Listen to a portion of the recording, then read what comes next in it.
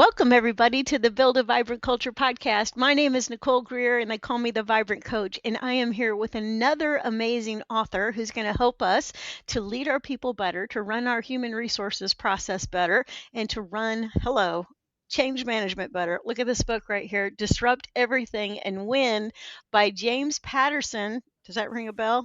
He's going to talk about who that is. Patrick Leddin, PhD. So I have a very smart one on the show today. Let me tell you a little bit about him. So Patrick Leddin combines military, business, and academic experience to help leaders thrive. He's a former airborne ranger in the 82nd Airborne Division, and little does he know that both my father and my brother were in the 82nd Airborne. So he later served as a senior consultant with KPMG and Franklin Covey. Patrick has founded 2 successful businesses, taught at Vanderbilt University in one of my favorite cities in the whole world, Nashville, Tennessee, and led the Disruption Project, a multi-year study on thriving and change. He is a global speaker, top-ranked podcast host, and co-author alongside James Patterson of the instant New York Times bestseller Disrupt Everything and Win, and author of the Wall Street Journal bestseller The 5-Week Leadership Challenge. So I think he's a little bit, approved to be on the show. I'm so glad you're here. Welcome. Hey, Nicole, so glad I'm here too. Yeah, it's going to be great. And so today we're going to talk about this book right here, Disrupt Everything and Win, the proven effective way to harness change into a force for success. So you're really fueling everybody up, and that's what part 1 of the book is about. Part 1 is fire, fuel, and 4 facts. And so the first thing I want you to talk about, if you would please, is talk about the fire that is found inside every human. Yeah, absolutely. Glad to do so. Inside all of us, we all have this fire inside of us. You could call it your purpose or your why, but it ultimately comes down to kind of why are you here? What are you trying to do? What's your purpose in your team or your organization or in this planet? And as Jim and I wrote about it, we talked about using this fire analogy, saying we all have a fire inside ourselves. And it's where the overlap between our talents, what we're really good at, our passions, what we get excited about, and what our inner voice is telling us to do. In other words, what's our conscience saying needs to be done in the world? And if we can overlap those 3 things, and it can be in the world, like I'm going to go, feed children in some other country, or it could be on my team. Where's the gap that needs to be filled? But if you can overlap and tap into your talents, your passion, and your inner voice, we're saying you're really finding your fire inside yourself. Yeah, that's so good. And that Venn diagram is found on page 21 in the book, right? So it's understanding those 3 things. All right. So let's go to this question. Why disrupt everything? Why do we have to disrupt everything? And how will that help us win? Well, there's a couple levels to that. One side is the idea that the title's a little bit provocative, right? People are like, gosh, I don't know if I want to disrupt everything. and we want it to be provocative because we want people to pick it up and say, what is this? We want it to disrupt them. Right. But as you start to read through it, people realize when we say disrupt everything, we don't mean change everything. Sometimes our biggest disruption we can make in the face of change is to say, no, I'm not going to do that. I'm going to double down on the purpose and values of my team or my organization. I'm not going to chase the next bright, shiny thing.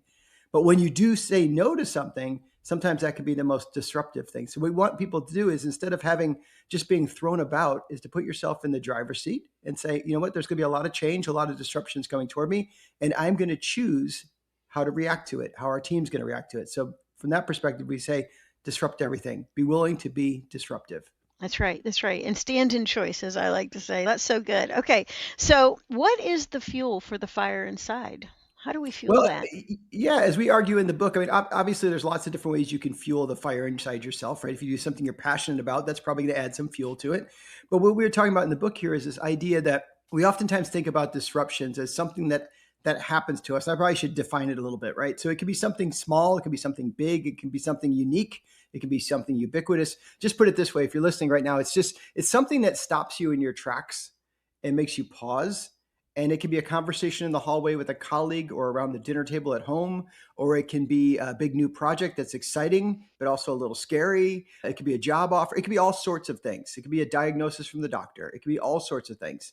And in those moments, we have a choice. We can choose either to say, well, this is just blowing stuff up on me, or we can say, you know what, this is fertile ground. Even if I didn't ask for it, it's fertile ground for something new and something different. So what we want people to think about is, within every disruption, is there an opportunity to throw fuel on that fire inside yourself? Even the disruptions you don't want to have happen. you could say to yourself, you know what? I didn't ask for this diagnosis, but is this going to cause me to have to settle down for a moment? And as I settle down, maybe put my energy in a different spot. So the idea is, can disruptions be fuel on the fire inside yourself? Yeah, I think they absolutely can. Sometimes I'll have these thoughts going on in my mind, and I'm like, what is bothering me right now? What's causing this little anxiety that I'm feeling? If I can stop, I can turn it into a gift or an opportunity, right? Yeah, exactly.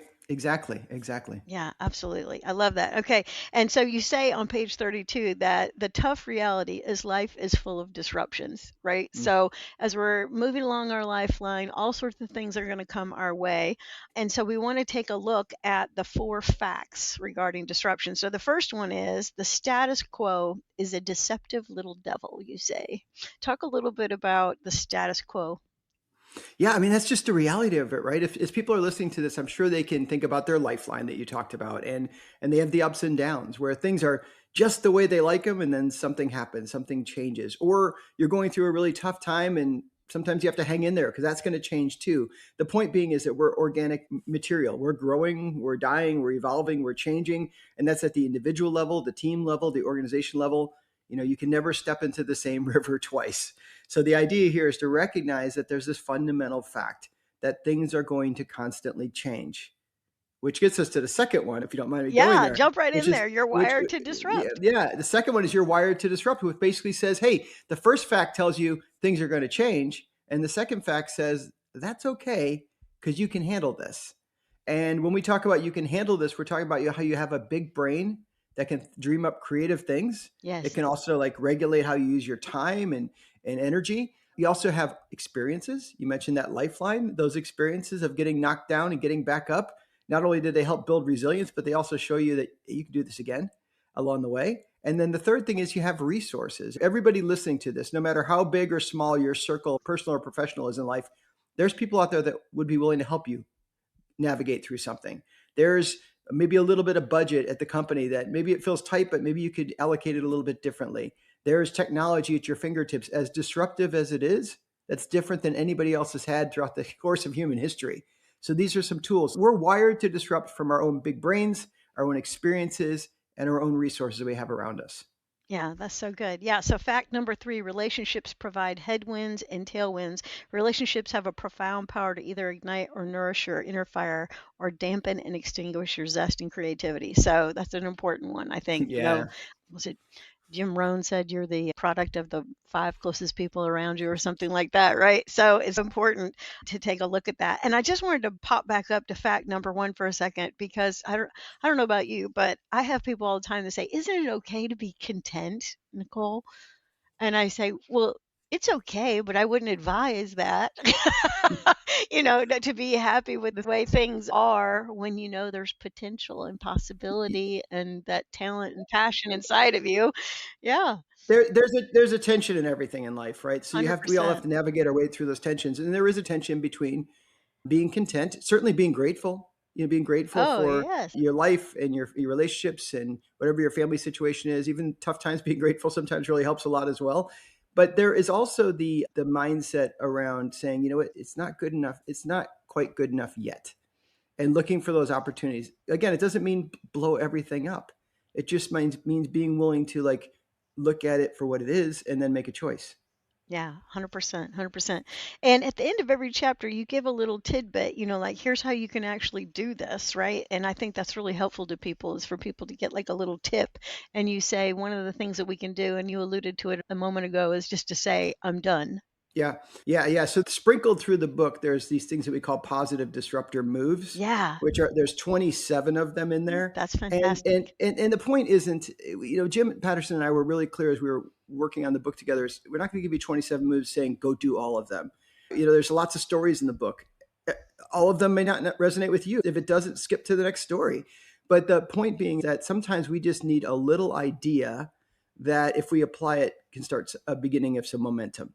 So there are little things in there like saying the scary yes or saying the tough no or owning the day or whatever it might be that are just little ideas that maybe you should try that today. It could be helpful to you. Yeah, absolutely. So good. Okay, so part 2 is the positive disruptor loop. And you talk about disruption on the streets of India. Will you tell us that story?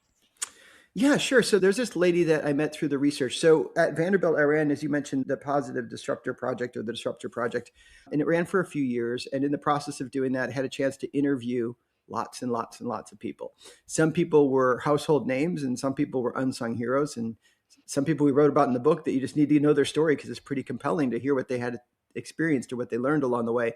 But as you know, Nicole, from doing a podcast, like doing interviews takes a long time.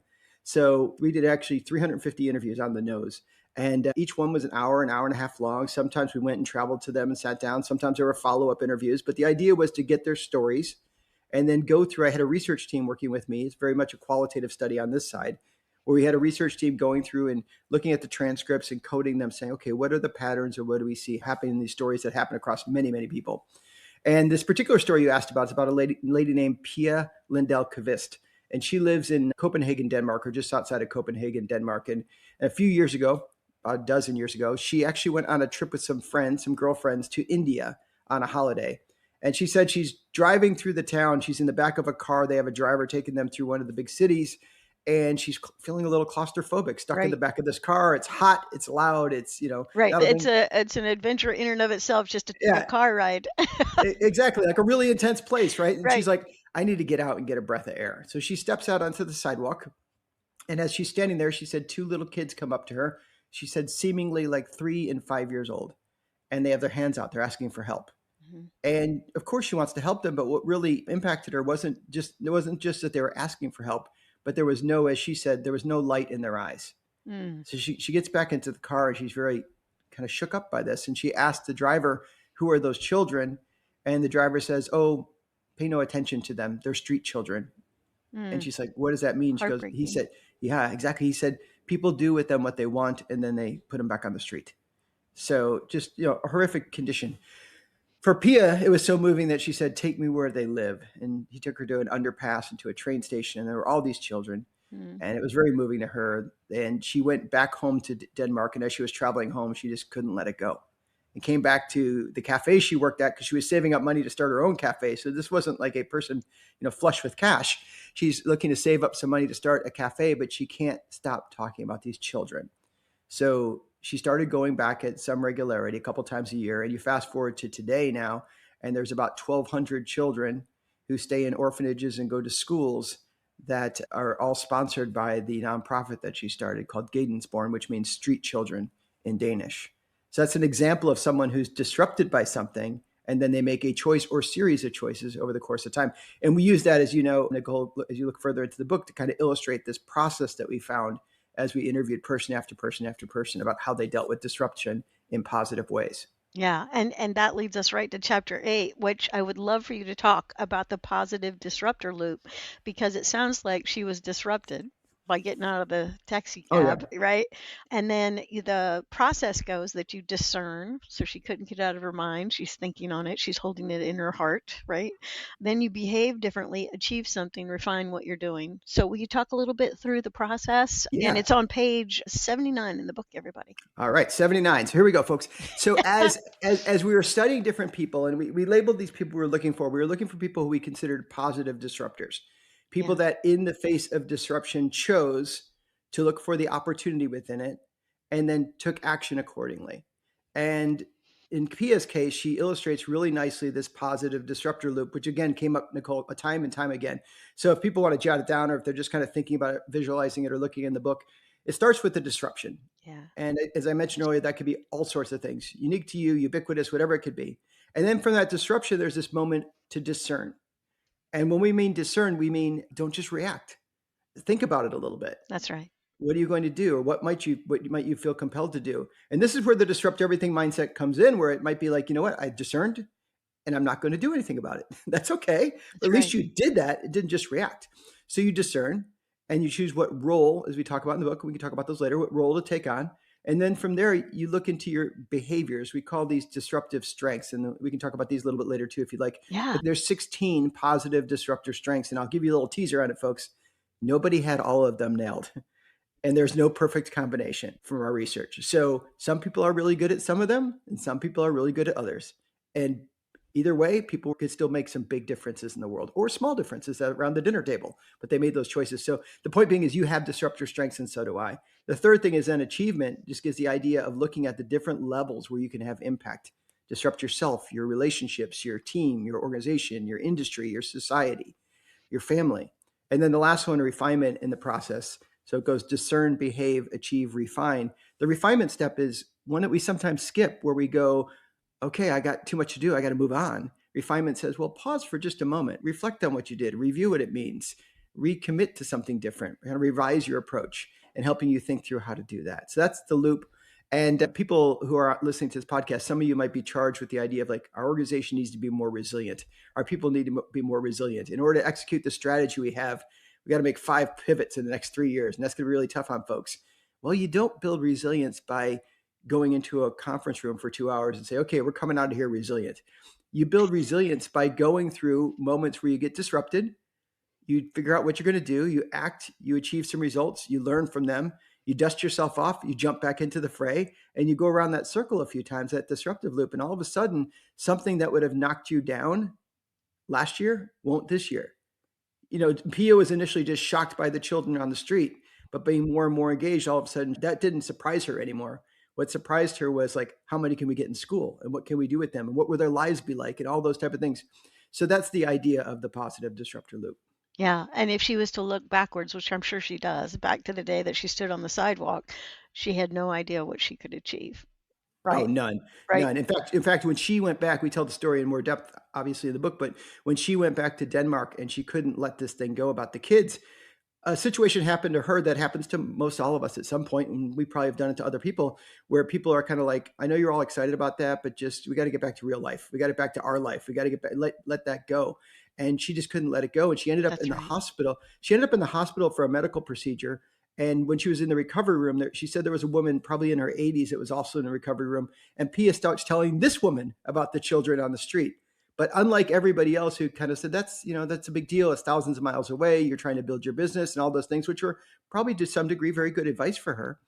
This particular woman said, pay those other people no mind. If you want to go help those children, go help those children. And by the way, Pia she opened the cafe in Denmark too. Yeah, So she managed to do both things, which is pretty amazing. that's right. And the woman that she's telling this story to in the hospital, the nurse, the whoever she is, She was actually another patient. Yeah. okay, the patient was being a disruptor, Oh yeah. discerning in the moment. Hey, listen, girl, I can tell this is wrecking you. So Yeah. you Right. need, Right. yeah, She could have rung the nurse and said, can you tell the patient next to me to be quiet, or rolled over, or told right. her, you know what, all your friends are right, or whatever. But she chose, here's the role I'm going to take. She discerned in that moment too. That's a great point. Yeah. Yeah, that's so good. That's so good. Okay, all right. So we've got our disruptor loop. So go check that out on page 79. Okay, so now let's talk about the power of discernment. Now, you kind of alluded to it. And so one of the things, I think discernment is such a great word, by the way. So it is, in my mind, sitting and chewing on and thinking about something. You know what I mean? So it is not just Mhm. like yes or no, an immediate yes or no. It's more like I got to sit with this. I got to think about it. I got to, think, get it in the right place. And then you talk about the power of it. And then in part 3, chapters 10 through 14, we have like 5 different styles of people, it seems like. So will you kind of talk about the power of discernment, how you see that? Like if I was to discern, what would I be doing?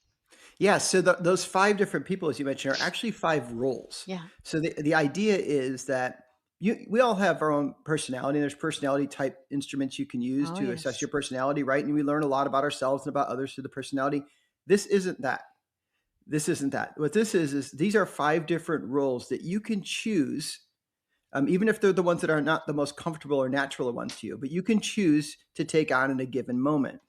So the 5 roles are broken up into like a 2 by 2, folks. So if you're thinking like one axis goes toward change and one goes toward stability, and the other axis goes toward individual or collective. So I can move toward change individually. You think about that as somebody like starts up a business, or in Pia's case, initially starting this charitable endeavor. And in that case, we call her a trailblazer. So using the fire analogy, right? A trailblazer can throw fuel on the fire. She's moving out individually toward change. You can also move out toward change, but not on your own, with a team of people. And actually, over the course of time, Pia started doing that because she built a team of people. And many people listening to this probably have a team of people they work with. In that case, you're not a trailblazer just doing it all on your own. You're leading other people toward the change. And we call that person a torchbearer. You may also say, hey, individually, I'm going to move out, but not towards change. I'm going to move out towards stability. I'm going to say, you know what? Take Pia, for instance. She could have went through all that and said, you know what, that really is concerning. And I saw the children. It really did shake me up. But I'm also trying to start my business right now. Maybe I'll send some money toward a cause that's there, but I'm going to focus my energy on my business that I was already working on. She'll be what we call a firefighter. She would say in that moment, I'm not going to chase that disruption. I'm going to double down on something else.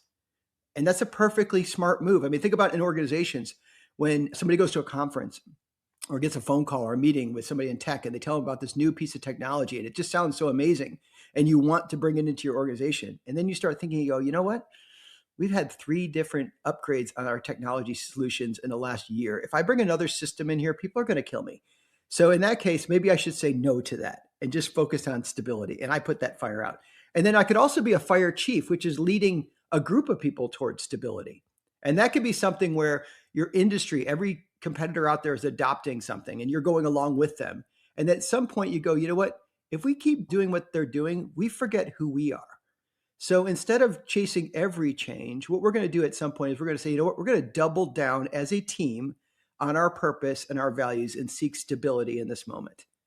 And then the 5th role sits right in the middle. And it's called a tinder gatherer, which basically means there may be some times where your discernment needs to go to another level, where you need to really spend some time gathering the firewood and trying to figure this thing out. Or you might go in that role saying, you know what, I'm going to, like the lady in the bed adjacent to Pia was kind of being a tinder gatherer for Pia to go do something. So there's these 5 roles. And one of the things, Nicole, that we want people to think about is in every situation, you probably have a tendency to want to go to a role. There may be some roles, although it's not your personality, you kind of tend to embrace that role. And people listening to this right now might be like, yeah, I'm a torchbearer. And other people are like, I'm a firefighter or whatever it might be. So what we want people to do as they're discerning is to say, what do I feel compelled to do with this disruption? And what's the situation asking me to do?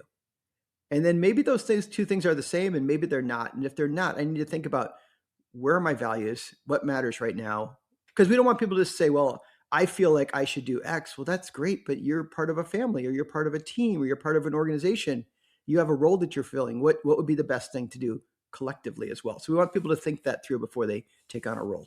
I love those 5 roles. And so just to repeat them real quick, the trailblazer, seeking change and acting on your own independently. Firefighter, seek stability and act independently. Torchbearer, seek change and act collaboratively. Fire chief, seek stability, act collaboratively. And tinder gatherer. And when I think about all those roles, I'm just thinking about tinder gatherer. We need more of those. Yeah. Did you hear that okay?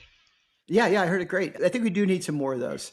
The guy we interviewed that ended up being the story in the book is a guy named Bob Barnett. He was an attorney. Sadly, he recently passed away, but he was an attorney. And actually, he was James Patterson's publicist for 30 years. And Patterson was like, hey, Patrick, you should go talk to Bob Barnett.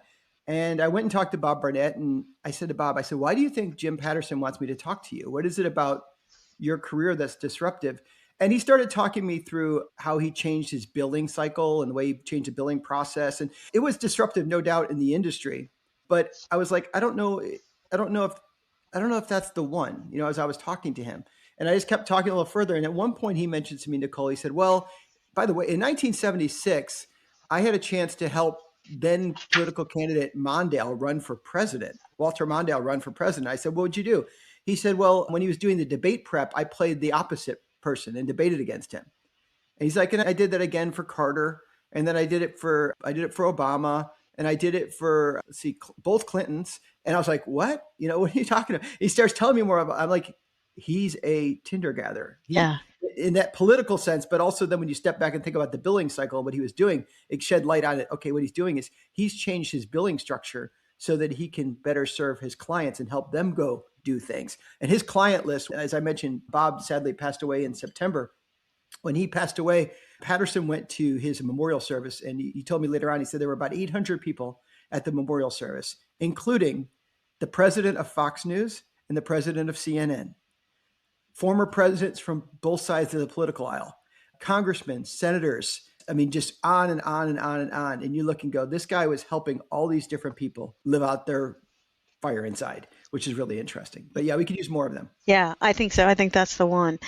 And don't forget, let's make sure chapter 14 is all about it. Equipping yourself and others to make smart choices. Tinder gatherers pursue clarity and provide support. And man, we need that so bad. That's so good. All right, now on page 151, you give us another positive disruptor move. Name your greatness. Take 60 seconds today to name the behaviors you're great at. List them, own them, and use with intention today. I loved that one. Yeah, I mean, sometimes, I don't know about you, but sometimes when I'm feeling a little bit down on myself, like maybe I have a couple projects that don't go too great or bad phone calls or something, Yeah, just kind of take a moment to reflect on something you do well, kind of helps reframe that. And then the other part of it is own it. Don't make an excuse up. Well, yeah, I did that, but I got lucky, or I'm good at this because nobody else around me is, or whatever. No, own it. You're good at it. Doesn't mean you have to be overly prideful or a jerk or difficult. It just means take you own them. it. Like, this is what I bring to the party. Yeah, And absolutely. think about like you're bringing a dish to the buffet table, and it's your best dish. So bring it to the table and own it. When people say, "Who made this?" It's terrific. You say, "That was me. That's I did right. that part." Yeah. That's right. And I know you're in Tennessee. I'm in North Carolina, and we have a tendency in the South to, to keep things small, to remain seriously humble. But there are times, especially at work, where you need to step up and say, "Oh, I can do that. That's my sweet spot." I totally agree. Well, you know what? You'll do your best work when you're operating from your sweet spot. That's right. You'll make your biggest contribution, and people will see what you're capable of. And the reality is, in the business world, for sure, most of the decisions that are made about your career, you're not in the room. That's exactly right. Other people are talking about you and your career. So you need to let them see like your good side and what you can bring. That's And 100%. yeah, I get that. I mean, there's again tensions in life, but there's a way to thread that needle between being overly prideful and like people are going, this person turns me off, and being, you know what, I'm bringing this is something I'm really good at, and I want to contribute this. That's completely different. Yeah. And imagine if you named all of those things, went back to the loop, right? And you were like discerning, how could I bring these to the party, get my casserole on the table, that kind of thing, Exactly. right? Yeah, Exactly. that Yeah. would be a powerful use of your time. Let's go with that analogy. I like it. It's Yeah, getting close yeah. to lunch as we're recording. Yeah, that's exactly right. Are you ready to build your vibrant culture? Bring Nicole Greer to speak to your leadership team, conference, or organization to help them with their strategies, systems, and smarts to increase clarity, accountability, energy, and results. Your organization will get lit from within. Email her at nicole@vibrantculture.com and be sure to check out Nicole's TEDx talk at vibrantculture.com. Okay. All right. So we've talked about discerning. We're working our way through the loop. And so now we want to talk about behave, which is part number 4, and the anatomy of a positive disruptor. They have a brain, eyes, ears, mouth, heart, gut, hands, and feet. Will you talk a little bit about the anatomy of a positive disruptor? Yeah, and this is perfect on that question you just asked about what you're bringing to the table, Yeah. using that analogy of the potluck. So as we went through and we looked at people just like Pia and the 349 other people we studied, we were looking to see what are some of their common behaviors. As they were telling, like, I did this, or I went and did that, or I brought. You start looking for what are some behaviors. We actually found there's 16 behaviors. And that's a lot of behaviors. I wish it wasn't. I wish it was 2. It's like, these are the 2. Do these and you'll be golden. It's just not that way. And as I No. mentioned earlier, there's no perfect formula. So as we were looking at the 16 behaviors, and this is where more the quantitative side of the research comes in. So this is a mixed methods research project. You use the quantitative side to kind of confirm these terms and make sure you're explaining them clearly and people understand what you mean by them. So you have these 16 behaviors, okay? And as you mentioned earlier, I used to be in the Army. I was an infantry officer. We try to keep things simple. And I thought, well, what's a way that we can organize these where we can kind of remember them? So we call it the anatomy of a disruptor, and each body part has 2 behaviors associated with it. And you can do a little head to foot analysis, if you will. Okay. I'll run through them really quickly just so people can hear them and might think, I okay, love that. that's what I could do well, or maybe, okay. So the first 2 go with your brain. And the first one is that you can think deeply to gain insights. And this means that you don't just sleepwalk through life, you're paying attention. That's right. And, we all fall into that trap, right? You're driving along, you're like, gosh, was that light yellow, red, or green I just went through? That's right. Or And, you arrive at work. How'd I do that? yeah. And that makes sense. That same brain that can be creative also likes to maintain energy. That's So right. it likes things to be consistent. But some people are really good at picking up on things. Gosh, I saw that same color in 3 places, or that font, or that whatever. So that's one. Think deeply to gain insights. Oh, I won't go this deep into every one of them, but I want to make sure people get this one. The insight piece is really interesting because what is an insight?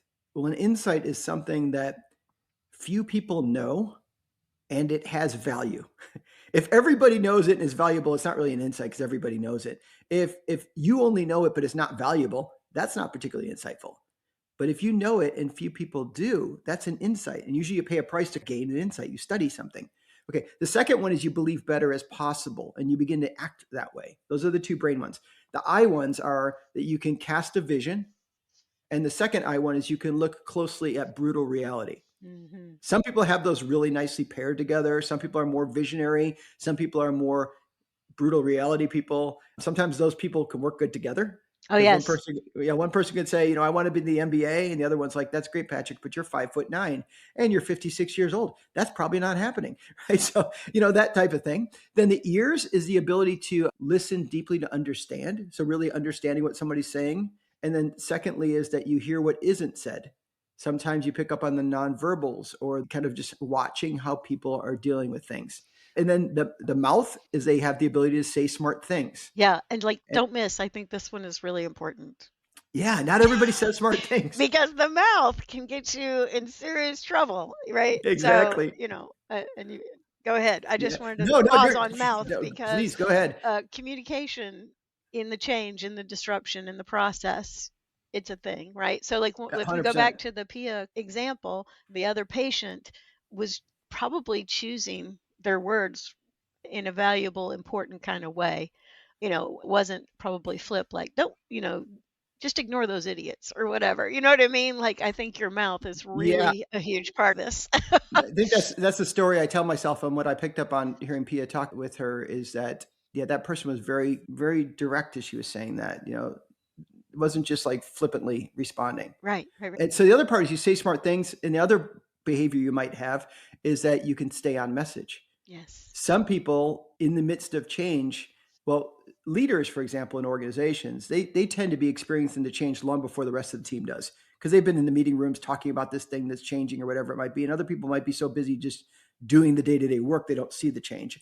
That's not always that way. Sometimes it comes from different directions organizationally. So the leader might think, well, I said it 2 times to them, let's go. And they're still processing through it, right? So I need to figure out what are the smart things and then have the ability to stay on message. You listen to successful CEOs or successful politicians or whatever it might be. They're good at knowing the message and staying on that message. Okay, then let's see what's next. Heart, right? Yeah, heart. Yes, heart. Care about others. Yeah, care about others is a behavior. And the other behavior is then be willing to take action based upon caring about others. Right, so based on your conscience. Yes. Right. So Pia's situation is pretty clear. She cared about those children and took action. But what about the last meeting you were in when somebody really struggled to present something?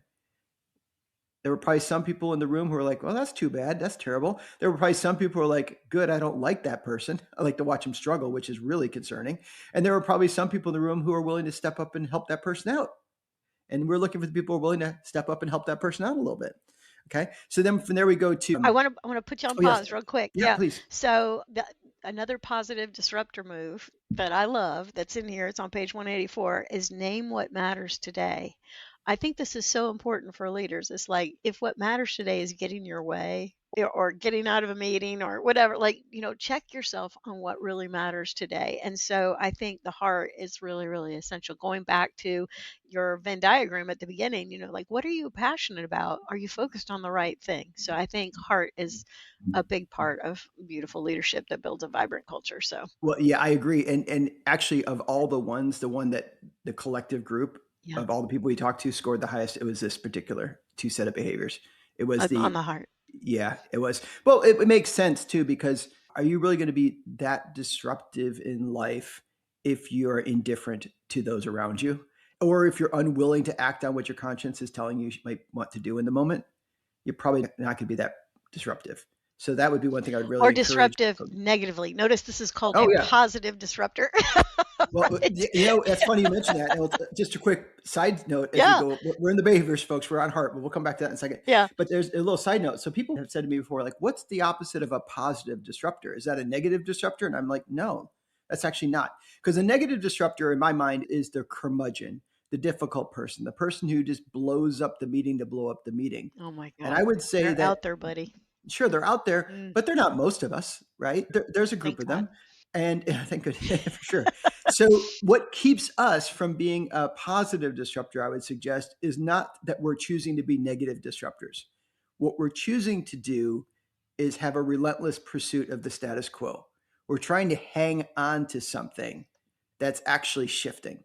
And like you think about relationships, we mentioned earlier about relationships and the different fundamental facts. The third one about relationships provide headwinds and tailwinds in life. You and I were Yeah. talking about relationships earlier.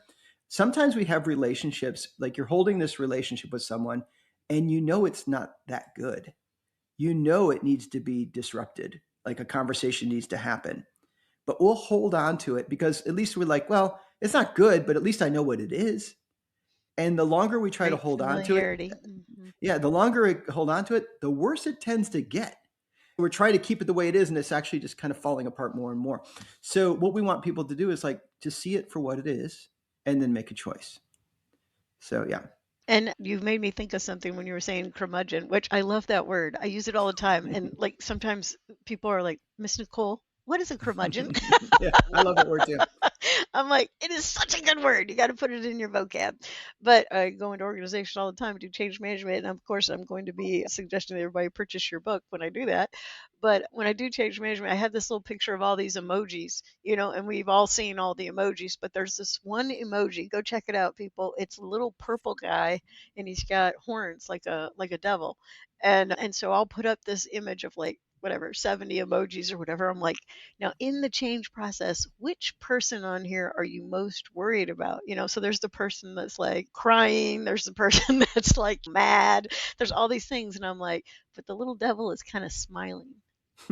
That's the one you're worried about. Because I Yep. do think that some people think I am going to throw the wrench in this thing because that would be fun. Like there's a little, I don't know, something wrong with their brain, right? They have a good time giving a hard time to situations. And I just, Yeah, it's this villain yes, yes, right? absolutely. That's lurking around. And every organization has that villain. And sometimes it's not like just a person. Okay. Sometimes it's a collective mindset. Sometimes that's the way we always do it. That's what, or it can be, in the change management world, for example, there's been plenty of times you probably have experienced and people listening have experienced where the leader's explaining some change that's taking shape to the team members, and the team members will nod their head in the room and then walk out and say, that's not going to work here. That's not going to happen. I can wait this one out. And it's that little kind of devil-like behavior happening in the hallway, the meeting after the meeting. And the reality is that most of those people that might do that, quite frankly, it's not that they're bad people.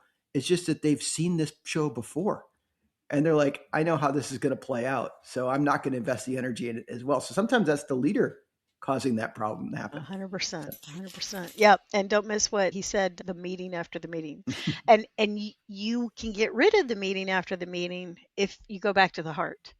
I think if the leader has a true heart connection with their people on their team, people will be like, I don't like this idea, or tell me how this is going to work. Like you want all that to happen in the initial meeting, but everybody has an open heart and also has this next thing, which is guts to speak up, right? So let's talk about the gut, the two behaviors of the gut. So the two behaviors in the gut, the first one is around their instincts, trusting their instincts. Yeah. And, not everybody has great instincts. I hate to tell you this. And certainly not everybody has great instincts in every situation. So if you feel like I've got a great instinct about everything and the last few times you really haven't, maybe you need to revisit that. I know I do. There's some things I have good instincts about and some things I don't. And then second one is the ability to push past the butterflies. When you're going down this new path, it's going to feel uncomfortable. I'm sure when Pia reboarded a plane to go back to India, to Calcutta, it was probably a little nerve-wracking, right? Like, what am I they doing? say, like, yeah, can I get those butterflies to fly in formation type of thing? Right. And some people are just better at that. Some people are better at going, you know what, I know it's going to be rough and tumble, and I know it's going to be a little uncomfortable, but I'm going to push past it. Other people, not so much, but that's okay. you got your strengths. So let's lean into our strengths. That's So then that gets us to the hands. And the hands are, there's two in the hands. One is that you're willing to let go of something good to get something better. And talk about change. I mean, this is what happens in change. I know we have this and we're producing it at this level or whatever it might be, but we're going to change that system and we're going to go through some tough times. But to do it, we're going to end up someplace better. You got to be willing to let go of something good to get better. And the other one is that you're willing to roll up your sleeves and get your hands dirty. And then the last body part is feet. And the first one is willing to run toward disruption. Yeah. Notice we don't say run toward change. We say run toward disruption, Yes. which means I don't bury my head in the sand. I don't act like it's not going to happen. I just run toward it, see what it is.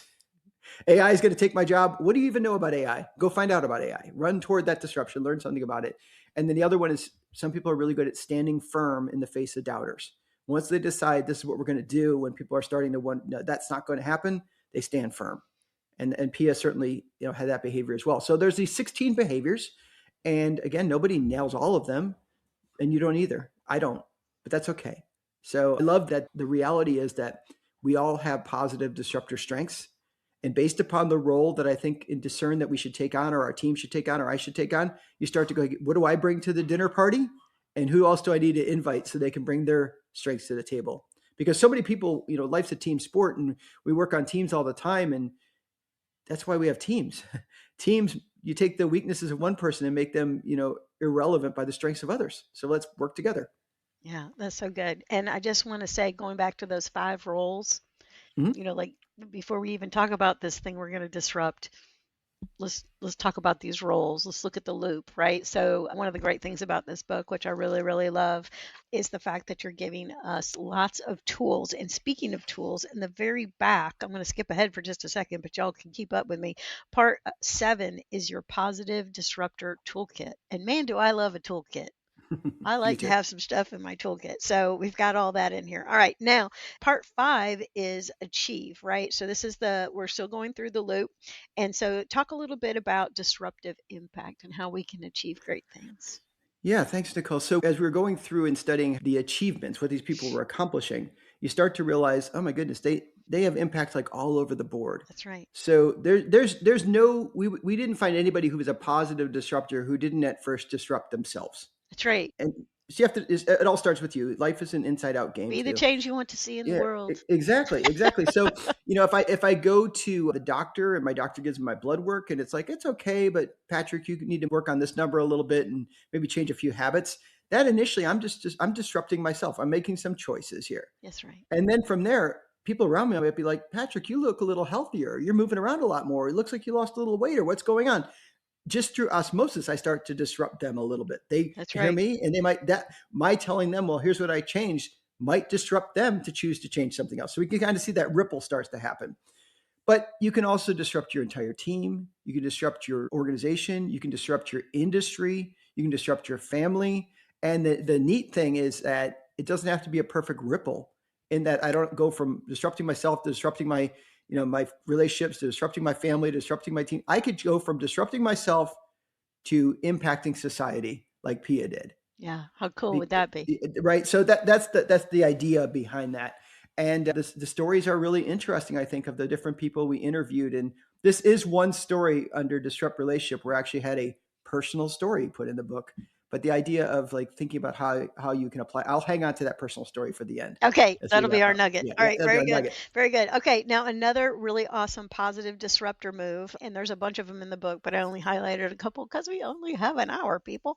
All right, so you say positive disruptor move for achieving what you want to achieve. We're going through the loop. Reset the room. I think this is such a brave thing to do. It's a facilitation skill. And a lot of people, they got the MBA, they did all the things, have all this experience, but they've never really learned how to facilitate the conversation. And so this is really good. You say, reset the room, bad energy, heavy vibe, pause and say, hey, let's reset. Simple words, big shift. I love that one. Yeah, because you're right. It takes a little nerve to do it. Yes. And the more you do it, the better you get at it. And it doesn't have to be, it's not an attacking type of thing. It's just, you're kind of naming it for what you see. That's right. The elephant. And you know what? You might be right. And other people like felt it too. You might be wrong. And other people are like, no, we think we're good. I know teaching it, I taught at Vanderbilt for 12 years, and I know there were times where I would be talking to students. I had to like learn how people learn, watch how people learn, right? Because some people are very leaned in and listening to you and nodding your head. And as a facilitator, you love those people, right? Oh Because yeah, you're like, that's the I'm talking favorite. right to that person, right? Teachers. And during break, you're like walking up going, I love having you in the classroom. And then there's other people who aren't that way. They're really reflective, or they're just seem like they're checked out, but they're actually just thinking. Mhm. So, and that's a good thing because they're processing it. So recognizing like when you see something like, boy, it seems like energy is kind of low here. What's going on? Can we talk about it? Or am I misreading it?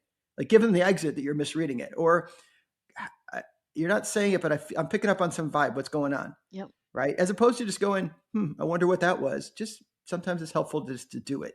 Especially, and this is an example, and it's true throughout the book, but this is where intent matters. Like, why are you asking it? Are you asking it because you want to catch two people sleeping? Are you asking it because you want to suggest that you're the only one who really cares that much about this thing? Or are you asking it because it's like, gosh, we could be better. Am I missing it? What's going on? Right. It's like a genuine curiosity. Yeah, it's Yeah. exactly. So even if you say something like, I really want to get the most out of our time together. I think you all do too, but it feels like we're a little off. Am I missing something? Right. Just asking that gives the space for a lot of people to go, yeah, I kind of feel that way too. Okay, great. What can we do about it? That's right. And then we're discerning again. See that? You can zip all around this loop. Okay, now in the back of the book, and then we're going to talk about Disrupt Your Family, a personal Yeah. story. That's going to be our nugget. In the back of the book, you've got the worksheets. And let me just read this. It says, many of the questions and exercises here are geared for you as an individual in your career. However, some are labeled for teams. And if you want to get these, you can go to jamespatterson.com/disrupt downloads. We'll put it in the show notes. But I mean, like there's a little workbook right baked into this thing, and so it's not like okay, well, because I don't know what happens to you, Patrick, when you run around in your world and the places you go, but people are like, well, Nicole, this is very good in theory, but how? And so this has the how, which I love. Hey, there's nothing as practical as a good theory. But on the other I hand, agree. the tools really make it extra practical. Right. And for example, we only do one chapter on the fire inside because this is not a find your why book. That's not what this is. Or this is not a purpose-driven life book or whatever book you would want to That's spend. right. The where you can path. really, Everybody read the right? path.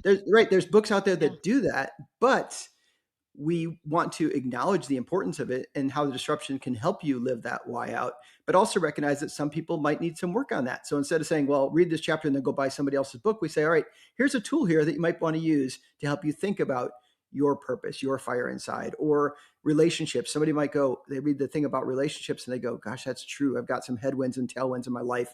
Great. Go back if you want to. And there's a tool to help you think through the different relationships in your life and which ones are headwinds and tailwinds for you. And by the way, which ones are you headwinds and tailwinds for? That's right. Yeah. Turn the mirror inward, people. That's so good. Yeah. And so, again, if you've listened to the podcast, the book that changed my life was The Path. That's when I figured out what my passions were, what I needed to do with my life. So that's so good. I love it. Okay. All right. So we have gotten through this whole thing, but like you need the book, right? People, you need to go out and buy it. And so here it is. I'm showing it to you. Come to the YouTube and watch. Take control of your future. Wouldn't that be good to take control instead of letting life unfold? That's what I like about it. Disrupt Everything and Win, the proven effective way to harness change into a force for success by James Patterson and Patrick Leddin, PhD, on our show. All right, so disrupt your family, a personal story. Usually at the end I say, is there one more nugget you can give us? And he said, I'm going to use this as my nugget. So will you tell us your personal story? Yeah, happy to do so. So many years ago, I was thinking about different roles in my life. And one role I was thinking about was son, S-O-N. And as I was thinking about that role, I just did a little assessment. Somebody had actually facilitated me to do this little assessment. And I evaluated it myself and I was kind of like, I'm not great. I'm not terrible. My parents wouldn't have walked in the room and said, this guy's terrible. But I was like in my 30s, late 30s. And I was just thinking about what is my relationship like with my parents. And they live in Chicago, which is where I grew up. Oh my God, I love Chicago. I lived in Louisville, Kentucky at the time with my family. And I just started thinking about like, what's it like when I interact with my parents? Well, usually it's me calling once a week, me checking in, my dad talking about the weather and the traffic and whatever their to-do list is. And my That's mom doing right. the same. And then I share with them, reciprocate with my schedule and the traffic in Louisville and the weather in Louisville. And then we hang up the phone. And I Yeah. was like, Kind "Oh, of shallow, right? yeah, exactly." I'm like, "It's gotta be Yeah. better. It's gotta be better than that, right?" So Right. I didn't have the words for it at the time, but I decided I'm gonna disrupt this thing a little bit, and I'm going to bring questions to the calls. They raised 5 kids. I had 2 kids. I thought maybe they had some good ideas, which, by the way, they did. I just Oh, never asked. surprise. I Mom and never dad yeah, know go yeah, something. yeah, go figure, right? Or I just would send them a postcard on a trip for work or whatever it might be. So I did that for a couple of years and I could just feel like, it's better. I felt like it's better relationship. I felt closer to my parents. I felt good about that. And then my mom became ill. And one time I was traveling for work. And this is before I came to Vanderbilt. I was in consulting predominantly. So I was out on the road a lot. I was traveling for work and I landed in Dallas to catch a connection. And one of my brothers I turned my phone on at the airport. My brother had sent me a text saying, give me a call. So I'm the youngest of 5. I dutifully give my brother a call. The He said, boy. hey, he said, mom's taking a turn for the worse. You need to come home. Mm, I was talking to him on the phone. I said, okay, let me finish this business trip I'm on. I'll get home to Louisville on Friday. I'll grab my wife, Jamie. We'll get somebody to watch the kids for us and we'll drive up to Chicago and check on mom and dad. And he's like, no, you need to come home now. Right. Change your So flight. so I got back on the same plane, which, sometimes planes come in and turn around and go right back. And that's what happened here. I went back to Louisville. My wife and I got together, found somebody to watch the kids, and we drove up to Chicago. I got there late at night. I came in, my mom kind of rallied because I was the last one to come. That's And right. then, I'm and waiting then, on my baby. yeah. And then 2 hours later, she passed. Oh, And, you go through that. We've all gone through probably to varying degrees, those moments where you lose somebody close to you it's just that kind of scheduling. The next few days are just a blur, right? You're scheduling funerals and things you're not normally doing. And then after it's all over with, after the funeral, we're back at my dad's house. That's now my dad's house. And I said to my wife, Jamie, I said, I'm so glad that I did that. And yes. she said to me, you're still a son. And I look across the room and there's my dad. And I love my father, but my father's always been the no person. And my mom has always been the yes person. If I want to Yep. do something, I ask mom. If I Right. want a reason to not do something, I ask dad. That's And I right. talk about like being somebody, he's content. He's 94 now. He's very content with like, if I won the lottery and said, I want to buy you a new car because he still drives his car, he'd say, I don't need a new car. Mine's fine. He's just got that kind of personality. And I'm Right. like, you're right. So I walk across the room and I said to my dad, I said, hey, dad, I travel a lot for work. Would you ever like to come with me? And I was fully expecting a no. And he goes, where are you going? So I'm like, oh my gosh. I look at my calendar. I'm like, I'm going to Topeka, Kansas. So my dad goes to Topeka, Kansas with me. And then my Oh dad my goes to God, that's Florida with me. epic. And my dad sees me, presenting in front of audiences and working with just all that and staying in hotel rooms together and all that type of stuff. And you know what? He wasn't as grumpy as I thought he was in life. When I was No, younger, he had 5 kids and like 3 jobs and he had a lot going on back then. And, that's right. and, I uh, was and tired. exactly. You start to see him in different lights. So my point being, as we kind of wrap this up, is the idea of, if you have a relationship in life that you're like, it's okay. Life's too short to be okay. The fourth That's fundamental, right. the Don't fourth, be content. yeah, That's my whole point. the fourth fundamental fact of the 4 we have in the book is that your time here is finite. Make it That's right. count in ways that matter. So I'll leave you with this, folks. If there's a relationship that's gone a little sideways or needs to be addressed and you know it, send the text now. Make the Yes. phone call today. My dad is 94 years old. Every day is a blessing for sure. I mean, for all of us it is, but for him for sure. And it's a little bit like, I'm glad I did what I did, even though the butterflies were encouraging me to do, something else. So that's what I'll leave you with. Send that text, make that call, reach across the dinner table or the meeting table or the country or the world and connect with that person. That's so good. Good advice. That's so good. From Patrick Leddin, PhD, the author of Disrupt Everything and Win, the proven and effective way to harness change into a force for success. So I absolutely love that. I love your advice. And don't miss everybody. That's the heart thing. That's the heart thing. Make a heart connection. That's right. And your dad was probably so proud of you watching you moving and doing all this stuff. And you probably thought, how'd this boy learn to do this? Yeah. That's what my dad would say to me. He's like, how did you learn to do all the stuff you're doing? I'm like, Well, what was really interesting too? He saw me in a different light. Like, how did you do that? Because there was a lot. Well, I would just do things that, like, I'll see this idea, want to study it, and ask James Patterson to write a book. Right? That's a kind of a big, bold move. right. So he saw that side of me. But then he also started like opening up to me about, oh, I remember this was like this when I worked my job. And he started telling me like stories from his own Oh, career experiences and his which is jobs, gold. which was really cool. So yeah, it's just stuff that wouldn't have happened. This is not a pat myself on the back moment. It's sort of I chose to bring that No, dish it's to the dinner inspiring. table. And that's what I want people to do. Yeah, that's inspiring. All right. Well, it's been another amazing episode of the Build a Vibrant Culture podcast. And so here's what I want everybody to do. Would you go down below, please, and click the like button and just leave like maybe 2 words, very good, exclamation point, or something like that. That will really help us out at the Build a Vibrant Culture podcast. And also, if you would go, Patrick is going to share with you where you can find his book. I'm sure it's on the Amazon, but you've got a website as well. Right? Yeah, it's everywhere. And if you have a local bookstore, go pick it up there. They have them in stock too, usually. Or you can go to James Patterson's website, or you can go to Patrick Leddin, just our names.coms, and you can find them for sure. But we just want to put it in your hands and hope it helps you to be disruptive and, quite frankly, live a better life. That's right. All right. Very good. Thanks, everybody, for listening. Thanks so much, Patrick. I'm grateful. My pleasure. Thank you for joining us on this episode of the Build a Vibrant Culture podcast. If you found value in today's episode, be sure to subscribe on your favorite podcast platform. And if you're watching on YouTube, don't forget to subscribe here and ring that notification bell so you don't miss an episode. Your support helps us grow and reach more like-minded leaders committed to building vibrant cultures. Remember, the journey to building a vibrant culture never stops. Stay inspired, keep nurturing your vibrant culture, and we can't wait to reconnect with you on the next episode of the Build a Vibrant Culture podcast.